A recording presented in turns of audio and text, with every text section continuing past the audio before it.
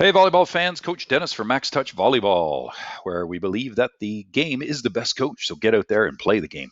Today, I'm going to continue with my part two of the 10-minute practice plan using the design down method. So, without further ado, let's get going. In my video one, which I encourage you to go back and visit if you haven't had the opportunity yet, we reviewed the cycle of actions, which include reading and decision making. Talked about how out of the cycle of actions, you pull your singular theme for the day. What that means is that you are going to focus on coaching one thing for practice. There will be other activities going on and other skills being used, but you are going to focus on coaching that one theme.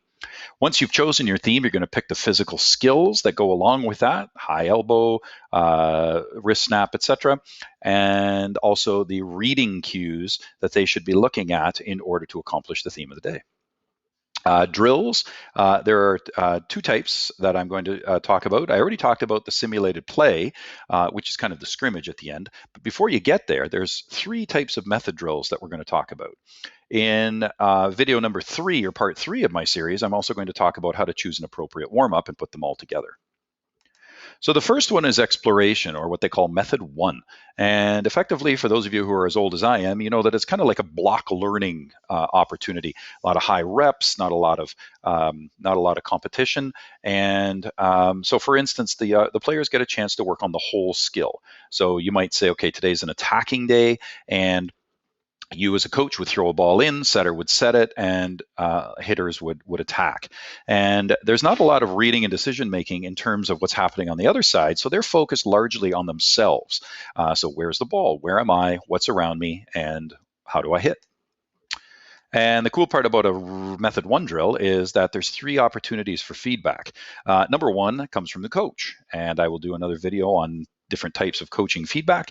The second one is called observational, and this is really cool. What I do is I pair players up, and I have one sitting on the sideline watching their partner and having them give feedback to their partner based on the things that I tell them. So if I say watch for that high elbow, they would they would observe, and then they would say, hey, you had your elbow nice and high, or maybe try to keep your elbow a little higher.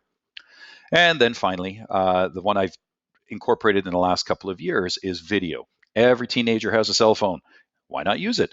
I invite my players to bring in their cell phone and set it on a chair or a tripod or against the wall so that they can get video of themselves. And there's many different ways of using video, but at the very least, my players are walking away with visual examples of how they're doing. A method 2 drill is where the coach makes decisions for the players. So a ball would be tossed, using my attacking example again, the ball would be tossed to the setter, and I would point left or right, or I would give a signal 1 or a 2, and the player would hit line or cross. And so the players are reading my signals. They're deciding what to do based on what I'm telling them to do. And finally, one of the things we want to ensure is that players are getting lots of opportunity to practice what it is the theme of the day is. And we call that transferability. So in order to transfer what I know to what they know to them being able to do it, we want to give them at least a minimum of 5 opportunities to do it. Step 2 or method 3 is where the players read, they decide, and react based on circumstances dictated by the play.